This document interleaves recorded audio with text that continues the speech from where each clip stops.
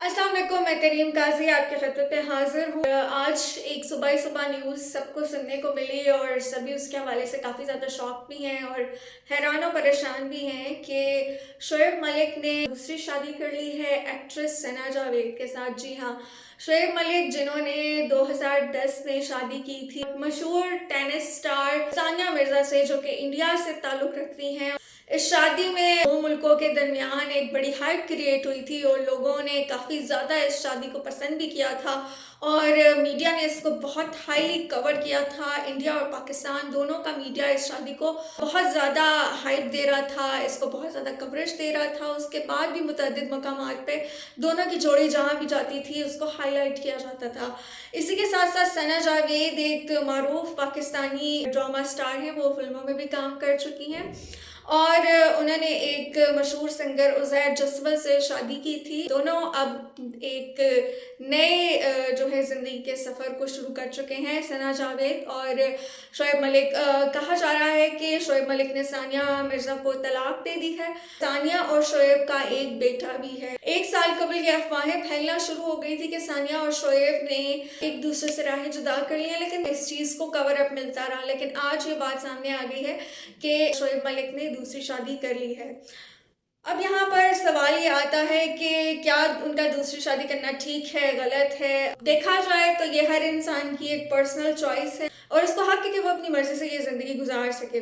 तो अगर उनको ये बेहतर लगता है और वो अपनी ज़िंदगी के हवाले से आज़ाद हैं, ज़ाहिर सी बात है। मसला सिर्फ ये होता है कि जो सेलिब्रिटीज़ होती हैं, सेलिब्रिटीज़ के हवाले से उनके जो फैंस होते हैं वो काफ़ी ज़्यादा क्यूरियस होते हैं, उनका कॉन्शियस होते हैं और वो लोगों को बहुत ज़्यादा हद तक फॉलो कर रहे होते हैं। तो ऐसे जब कुछ शादियाँ होती हैं तो फिर फैंस की तरफ से कहीं से उन्हें मुबारकबाद भी आती है, कहीं से उनके ऊपर तनकीद भी होती है। तो शोबिज़ सेलिब्रिटीज़ को और स्टार्स को इस सब के लिए तो ज़हनी तौर पे तैयार रहना ही चाहिए। रही बात इस चीज़ की कि इस हवाले से मेरे क्या व्यूज़ हैं, तो मेरे व्यूज़ इस हवाले से फ़िलहाल मैं समझ नहीं पा रही हूँ कि इस पर मैं क्या कहूँ। लेकिन यस, एक शादी की है उन्होंने और हलाल काम है, हर एक को हक है वो अपनी ज़िंदगी को बेहतर बना सके और जहाँ वो सुकून चाहता है। मैं इस हवाले से यंगस्टर्स को जो मशवरा देती रहती हूँ वो यही होता है कि आप सोच समझ के ज़िंदगी का फ़ैसला करें। दूसरी बात, इस पे अब कुछ लोग ये भी कह रहे हैं कि जी मर्द की फितरत में बेवफाई है। मुझे ये लगता है कि ये जो बेवफाई है ये मर्द और औरत दोनों से मुंसलिक नहीं है, बल्कि ये इंसान से मुंसलिक है।